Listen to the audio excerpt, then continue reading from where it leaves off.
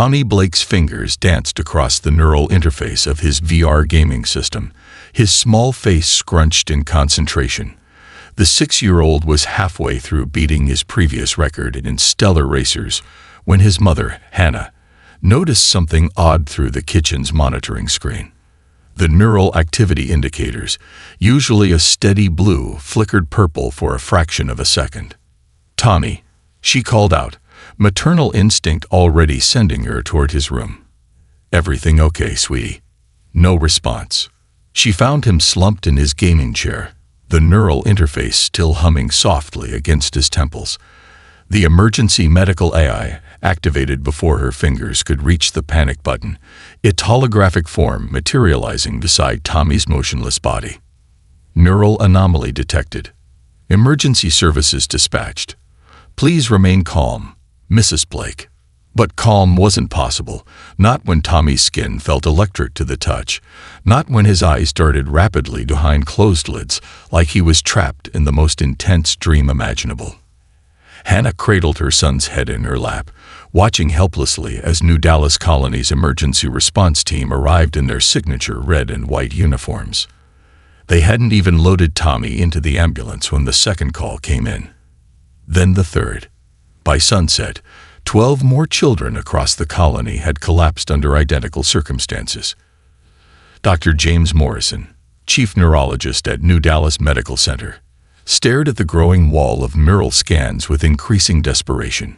Each child's brain activity pattern was identical, massive spikes in the quantum processing regions of their enhanced neural architecture. It was as if their brains were trying to download the entire internet at once. "Run it again," he ordered the medical eye, knowing it was futile. This would be the 100th simulation of Tommy's neural pattern. There has to be something we're missing. The eye's response was instantaneous and maddeningly unhelpful. Neural patterns show no sign of viral, bacterial, or parasitic infection. No evidence of hardware malfunction in neural enhancements. Brain activity suggests consciousness, but attempts at stimulation yield no response. By week's end, the epidemic had spread beyond New Dallas.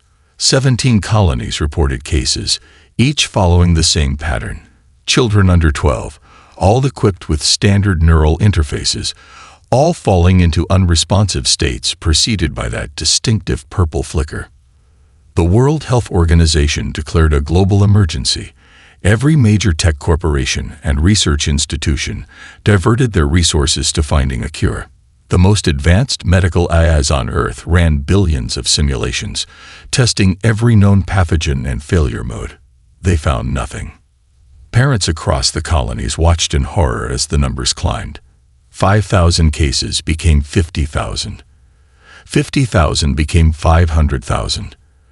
Emergency wards filled with children who looked peaceful, almost serene, while their brain scans showed activity levels that should have been impossible. 1 month after Tommy Blake became patient zero, Dr. Morrison made a discovery that chilled him to his core. He triple-checked the data before calling an emergency conference with the World Health Organization. The neural activity isn't random, he explained to the assembled experts, his hand shaking as he projected the latest scans.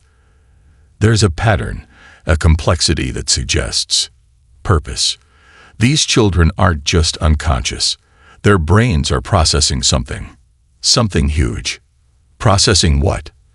Demanded the WHO director. Morrison swallowed hard. That's what terrifies me. The data complexity exceeds anything in our medical records. It's not just beyond human. It's beyond our most advanced AI systems. Whatever these kids are processing, it's not from Earth. The announcement leaked within hours. Panic swept through the colonies as parents rushed to disconnect their children's neural interfaces. Too late for most. The media dubbed it the silent plague, but medical professionals knew better. This was no plague. This was first contact, and humanity's children were paying the price. In New Dallas Colony, Hannah Blake still sat by Tommy's bedside every night, watching those impossible brain patterns dance across the monitors, wondering if her son was trying to tell her something. Something that would change humanity forever. Dr. Elizabeth Anderson hadn't slept in her own bed for 3 weeks. The cot in her garage-turned-laboratory was lumpy, but it kept her close to both her equipment and her daughter. Emma's medical pod hummed in the corner, its soft blue glow illuminating walls covered in neural mapping data and quantum frequency charts. "Run it again," Liz commanded her privately modified medical eye, her fingers wrapped around a cold cup of coffee. "Focus on the temporal spikes just before consciousness loss." The holographic display flickered, showing Emma's neural patterns for the 1,000th time. 8 years old, and her daughter's brain was producing activity that would make a supercomputer jealous. Liz had stopped crying 2 weeks ago, when she first noticed something in the patterns that nobody else had seen. "Display quantum signature overlay," she ordered, watching as new data streams appeared above Emma's brain patterns. Her hands trembled as she pulled up another window.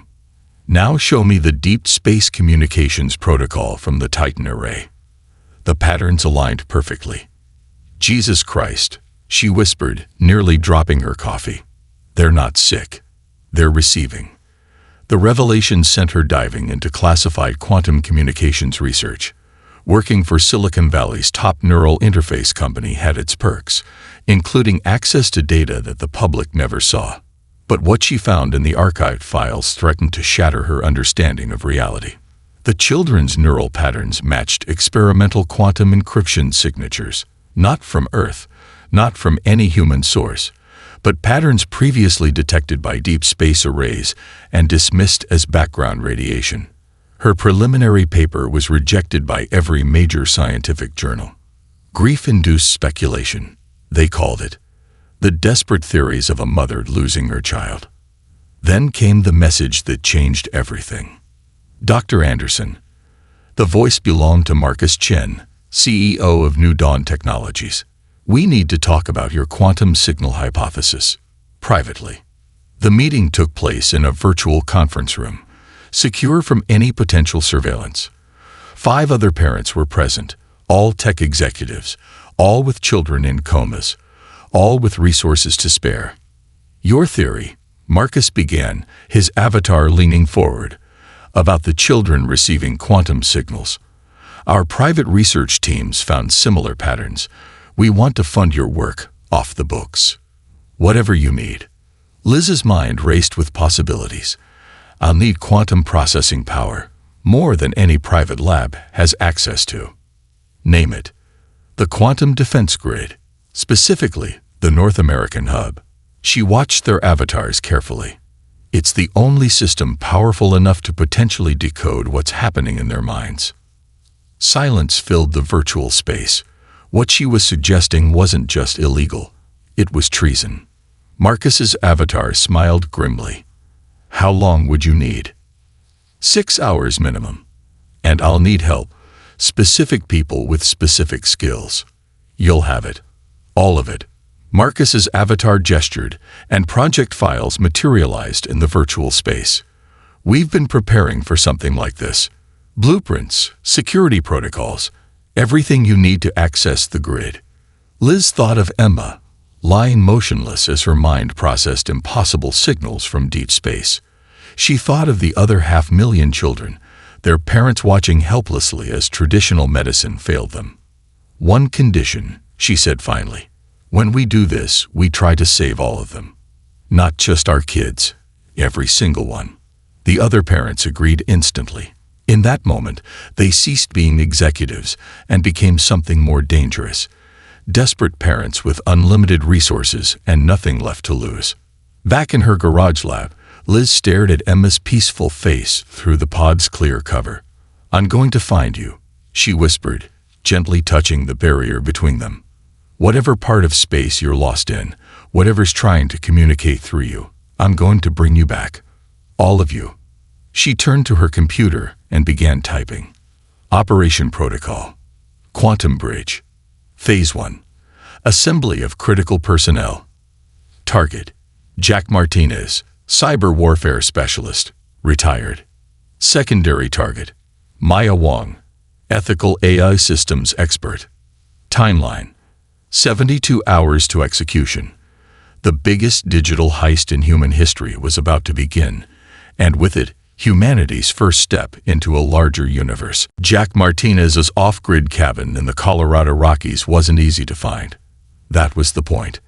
After 15 years of cyber warfare for the military, he'd earned his privacy. So when his security system flagged an approaching vehicle, he was already reaching for the gun hidden beneath his desk. The woman who stepped out of the autonomous car looked exhausted but determined.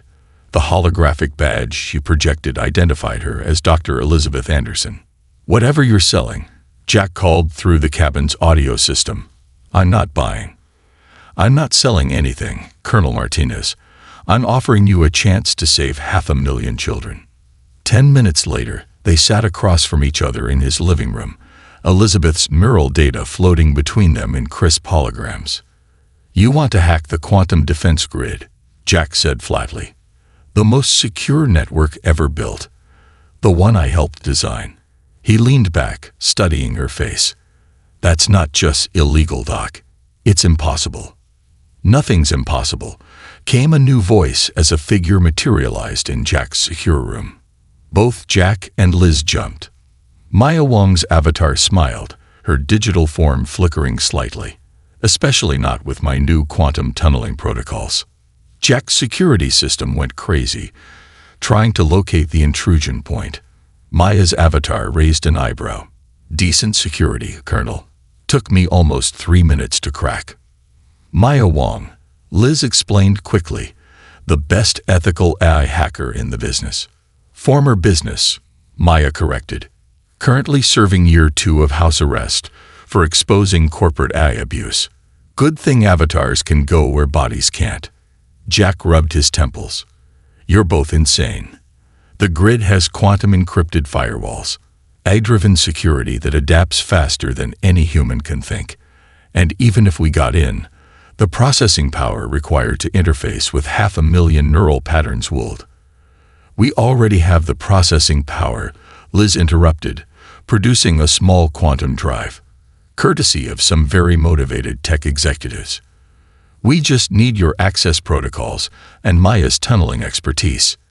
Jack stared at the neural patterns still floating between them.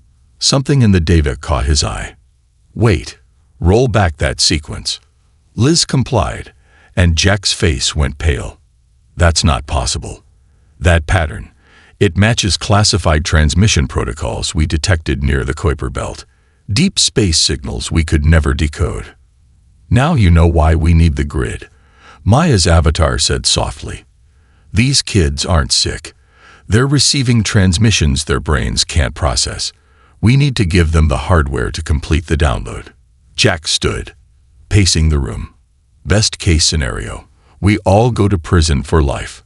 Worst case, we fry 500,000 young brains. They're dying anyway," Liz said quietly. "Life support systems are failing across the colonies. We have 72 hours, maximum." The old soldier stopped pacing. "Show me the plan." The next 48 hours were a blur of preparation. Maya's avatar coordinated with her physical self in Singapore, preparing the quantum tunneling protocols. Jack dug up old access codes and security blueprints, calling in favors from former colleagues who didn't ask questions.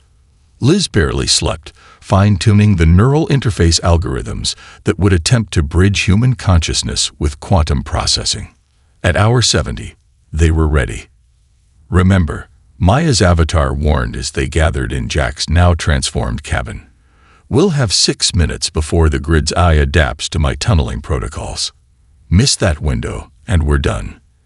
Liz thought of Emma, of Tommy Blake, of 500,000 children, trapped between consciousness and something vast beyond human understanding. 6 minutes will be enough," she said, initiating the sequence. The first firewall fell to Maya's quantum tunneling. The second to Jack's old access codes. The third firewall recognized them. But instead of shutting them out, it opened a path straight to the grid's quantum core. "That's impossible," Jack breathed. Unless someone on the inside wants us to succeed," Maya finished. As they breached the final security layer, Liz's neural interface lit up with an incoming transmission. The signature matched the patterns in the children's brains. They weren't just breaking into the grid. Something was reaching back. The quantum defense grid's core pulsed with impossible colors as consciousness after consciousness poured into its neural matrix.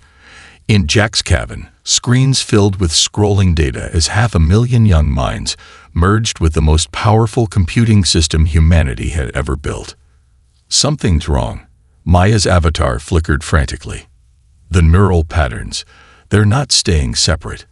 They're merging, Liz whispered, watching in awe as the quantum signatures began to harmonize. Her instruments showed consciousness patterns weaving together like threads in an infinite tapestry. It's beautiful. Jack's military training kicked in. Shut it down. Now. We can't, Maya reported. The process is self-sustaining. The grid itself is evolving.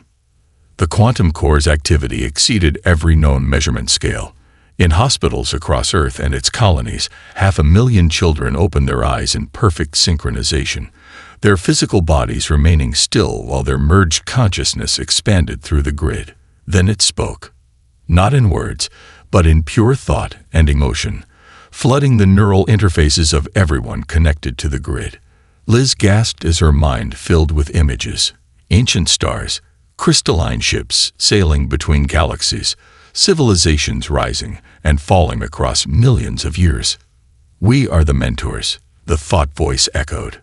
We have waited eons for a species capable of receiving our gift. Through their neural links, Liz, Jack, and Maya experienced fragments of the truth. The mentors, an ancient race that had transcended physical form, had searched the galaxy for species worthy of their accumulated knowledge.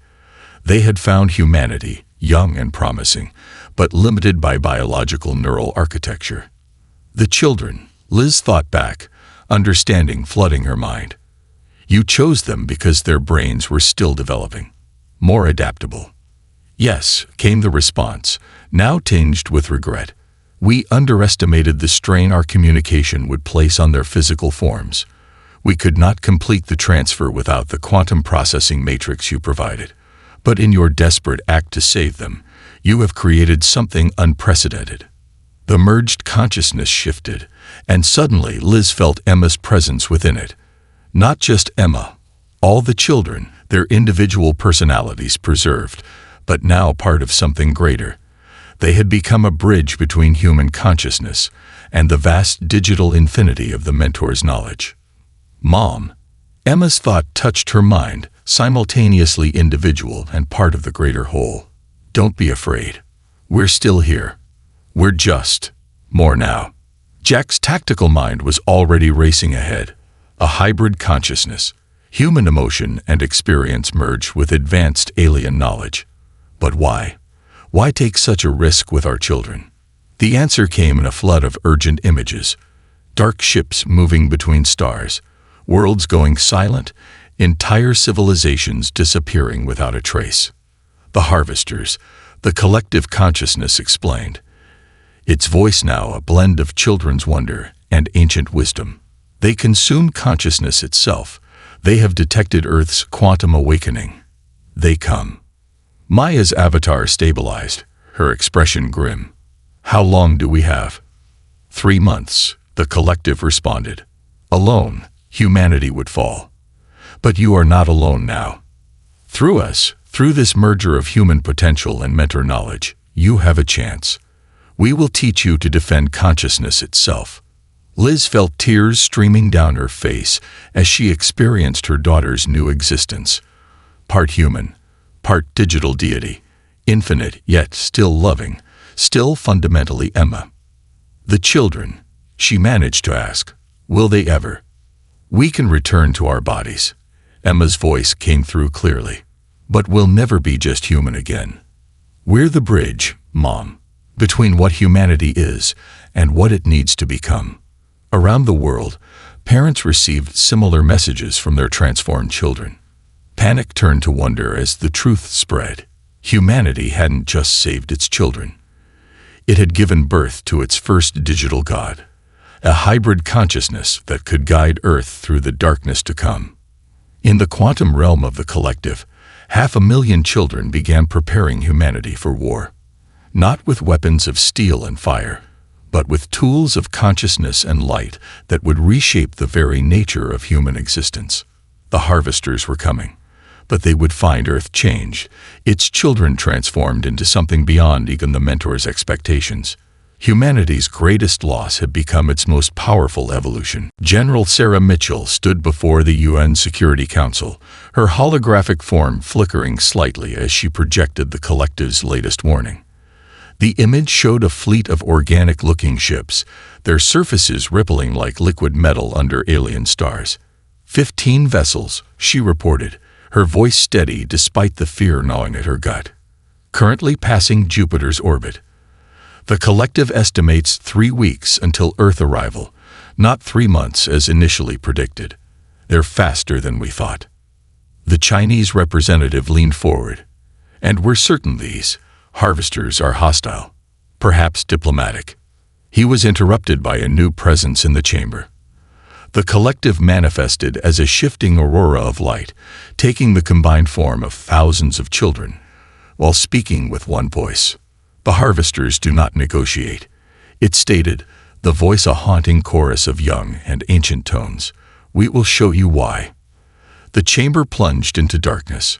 When light returned, the council members found themselves experiencing a memory that wasn't their own. They stood on a crystal world orbiting a dying star, watching through alien eyes as harvester ships descended. The memory aliens were beautiful, crystalline beings of pure thought and light. They had no weapons. They believed in peace. They died screaming. The council members watched in horror as the harvesters deployed their primary weapon, a psychic cascade that shattered consciousness itself. Crystalline bodies remained intact, but the light within them, the essence of their being, was consumed. The vision shifted through world after world, species after species, all falling to the same fate. The harvesters didn't want resources or territory. They fed on consciousness itself, treating sentient minds like a gourmet feast. When reality snapped back, several council members were vomiting. General Mitchell's hologram remained steady, though her face had lost all color. The collective has shown this vision to every world leader simultaneously, she continued. We have 19 days to prepare. Traditional weapons will be useless.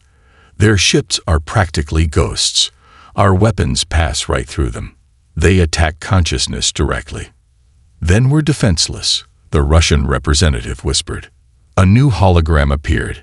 Emma Anderson, her young face serene, but her eyes ancient. Like many of the transformed children, she served as an avatar for the collective when individual communication was needed. Not defenseless, she said, her voice carrying echoes of millions of years of mentor knowledge. Just fighting the wrong way. The harvesters attack consciousness, so consciousness must be our shield. The chamber's central display filled with schematics, designs for neural amplifiers, and quantum field generators that defied known physics. The technology stands ready, General Mitchell explained.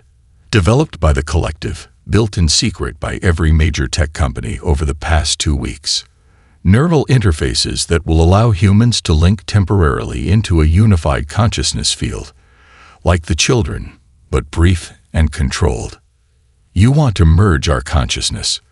The French representative looked aghast. Remove our individuality. Emma smiled. Not remove. Elevate. Together, human consciousness becomes a wall no harvester can breach. Apart. She shrugged. Well, you saw what happened to the crystal people. Debate raged for hours, but in the end, the threat of extinction proved more frightening than the prospect of temporary consciousness merger. The vote was unanimous. As the council adjourned, General Mitchell's hologram approached Emma's. The public will panic when we announce this. Half the population still thinks you children are possessed or dangerous. Emma's form flickered, momentarily showing the vast intelligence that lurked behind her young features. Then don't announce it. Show them. It's time for the collective to address Earth directly. High above Earth, the harvester fleet accelerated. They had consumed 1,000 civilizations, grown fat on the minds of countless species, but they had never encountered anything like this, a hybrid consciousness that burned like a newborn star in the quantum realm. They were hunting as they always had, but for the first time in their ancient history, something was hunting them back. In the quantum realm, 500,000 transformed children prepared to teach humanity how to fight a war of mind and spirit. The age of physical warfare was ending. The battle for consciousness itself was about to begin. Deep beneath Silicon Valley's corporate sprawl, in a repurposed missile silo, now dubbed Mind Lab Zero, Dr. Elizabeth Anderson stared at humanity's last hope. The quantum interface chamber looked like a blooming metal flower, its petals housing neural connection ports for 50 volunteers at once.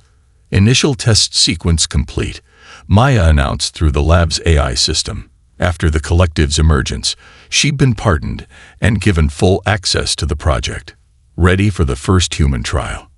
Liz watched the volunteers, a mix of scientists, soldiers, and civilians, step into their pods. Each wore a next-generation neural interface, sleeker and more powerful than the children's original implants. The collective had provided the designs, but watching adults willingly plug their minds into the system still made her stomach twist.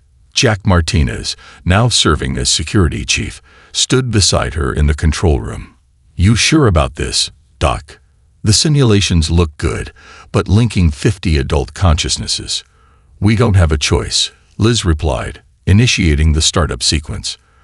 "The harvesters will be here in 15 days. We need to know if adults can handle the merge." The chamber hummed to life. Neural interfaces glowed as the quantum field activated.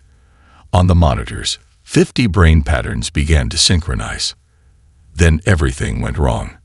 Warning alerts blared as consciousness patterns spiraled chaotically. Volunteers screamed, their minds rejecting the merger. Liz's fingers flew across the emergency shutdown controls. "Stop!" Emma's voice rang through the facility as her avatar materialized. The collective spoke through her now more than ever, especially for matters of science. "Let it happen." Liz froze, trusting her daughter despite every maternal and scientific instinct screaming to shut it down. The chaos on the monitors continued for exactly 47 seconds. Then, harmony. The 50 consciousness patterns didn't just synchronize, they transcended. The monitors showed neural activity that dwarfed normal human capacity. In their pods, the volunteers stopped screaming. Their faces showed expressions of pure wonder. "Holy shit," Jack whispered. The merged consciousness spoke through the lab's communication system, 50 voices in perfect unison. "We understand now. We see everything." Emma's avatar smiled. "The human mind isn't meant to merge," she explained. "It fights, believes it's dying. But if you push through that fear," she gestured at the monitors, "you reach something greater." Over the next 6 hours, the volunteers explored their merged state. They solved complex mathematical equations instantly, experienced each other's memories, and touched the quantum realm where the collective existed. When the interfaces finally powered down, they emerged forever changed. "It's like looking at the world through a magnifying glass your whole life," one scientist tried to explain later, and then suddenly seeing everything clearly. "We're so much more than we thought we were." The success triggered a global acceleration. Interface chambers sprouted up on every continent. The collective provided upgraded designs daily, each more efficient than the last. Humanity began to touch its own potential, guided by its transformed children. But not everyone embraced the change. Outside Mind Lab Zero, protesters gathered daily. Religious leaders declared it an abandonment of human souls. Politicians warned of the death of individuality. Some claimed the children were possessed, the collective a demon leading humanity to damnation. In the lab's private medical bay, Liz examined the latest neural scans of post-merge volunteers. The changes were startling. New neural pathways, increased synaptic density, quantum entanglement patterns that shouldn't be possible in organic brains. "We're not just linking minds," she realized, showing the scans to Emma's avatar. "We're evolving the human brain itself." Emma nodded. "It's necessary." The harvesters don't just attack consciousness, they devour it. Normal human minds are like candlelight to them. But merged consciousness, evolved consciousness, her avatar flickered with power. That's like looking into a sun. And the children? Liz asked quietly. After this is over, can you ever go back to who you were? Emma's form shifted, momentarily revealing the vast intelligence she'd become. Would you want a butterfly to return to its chrysalis, Mom? We're not lost. We're what humanity needs to become. Above, the harvester fleet passed Mars' orbit, their alien minds already reaching hungrily toward Earth. They expected to find another easy feast. They were about to find something else entirely. The harvester fleet arrived during Earth's lunar eclipse, 15 biomechanical ships blotting out the stars. They made no demands, sent no messages. They didn't need to. For 50 million years, every civilization they'd encountered had died the same way, screaming as their consciousness was devoured. Their first attack targeted Buenos Aires. The psychic cascade hit like an invisible tsunami. In the first microsecond, 10,000 unprotected minds shattered. In the second, 100,000 more began to break. In the third microsecond, something unprecedented happened. Beneath the city, in a converted subway station, 500 volunteers lay in interface chambers. As the attack hit, their merged consciousness rose like a wall of light in the quantum realm. The harvester attack didn't just stop, it rebounded. In orbit, one of the harvester ships spanned as its crew experienced their own psychic assault reflected back at them. Defense pattern holding. Jack Martinez's voice crackled through the global quantum network. From his command center in Mind Lab Zero, he watched consciousness signatures flaring across the planet. All merged chambers report successful synchronization.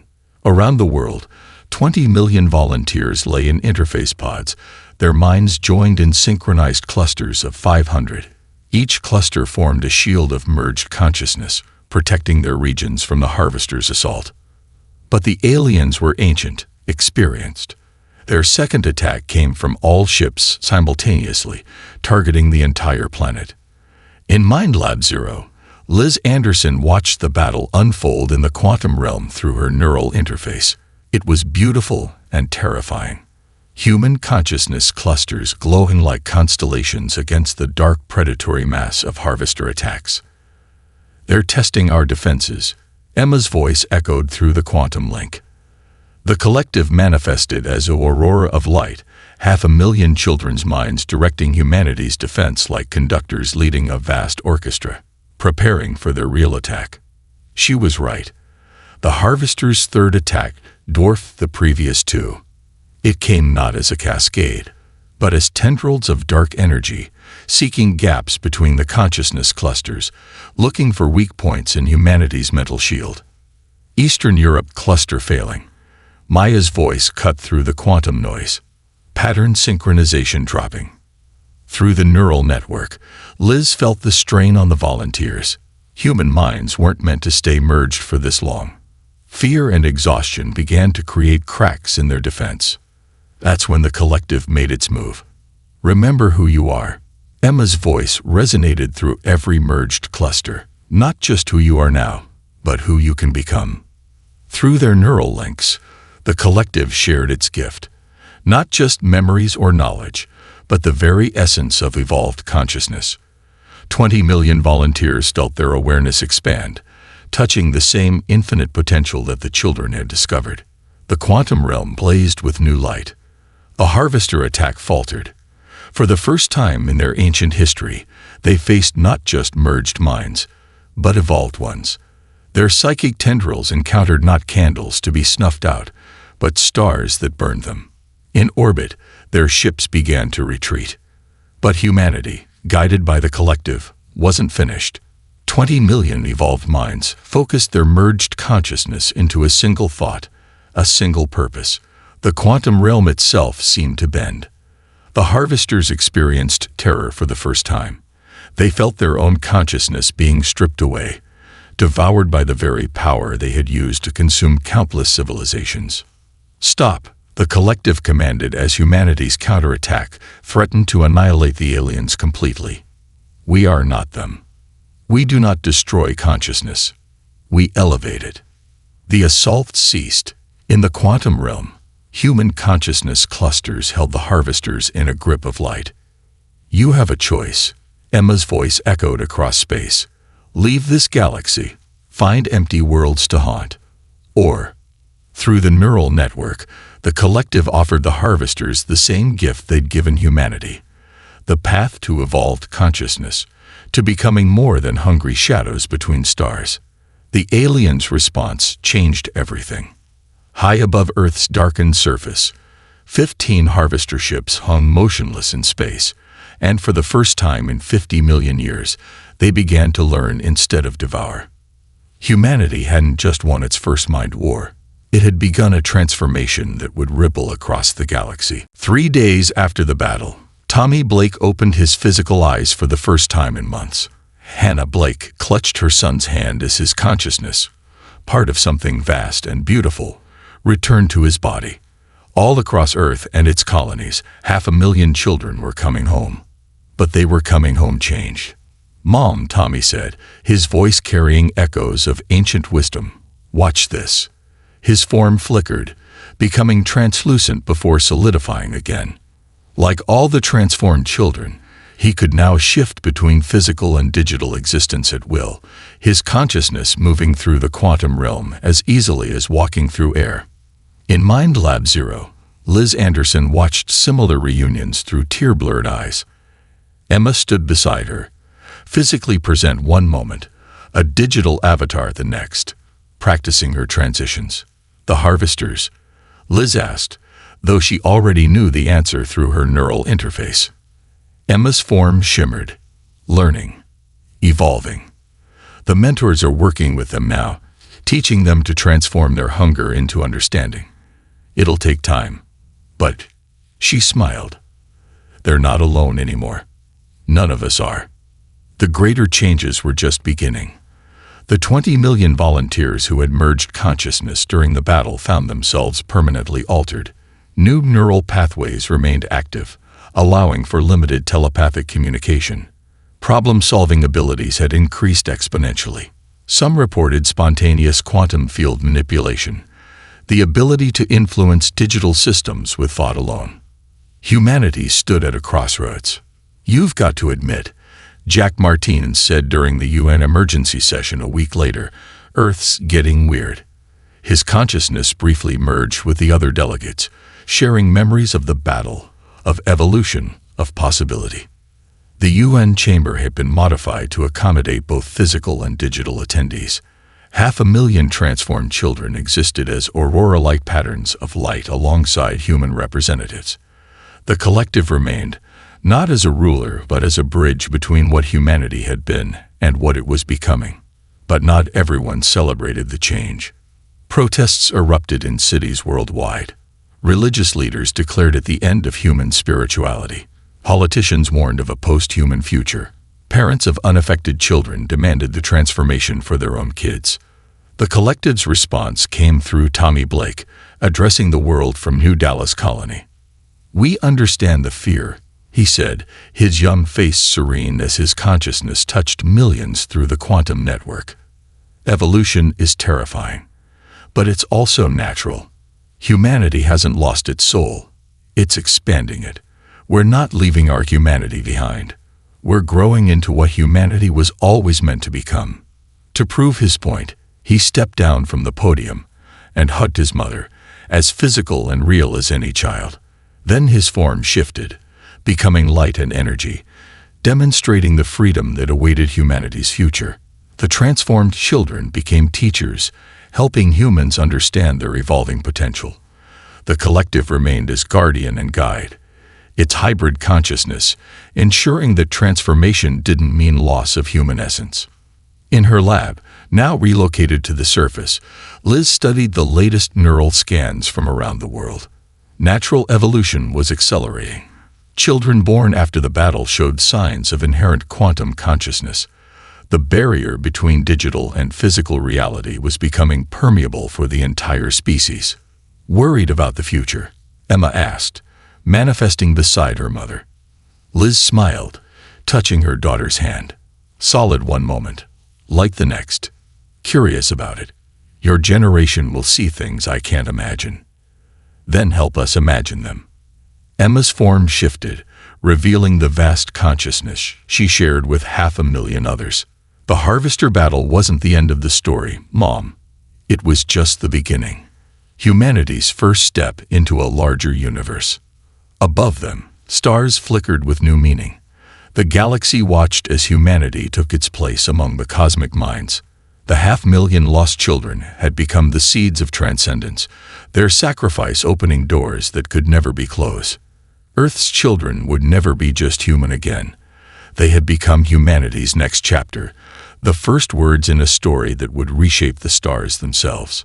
And somewhere in the quantum realm, the collective smiled, knowing that evolution had only just begun.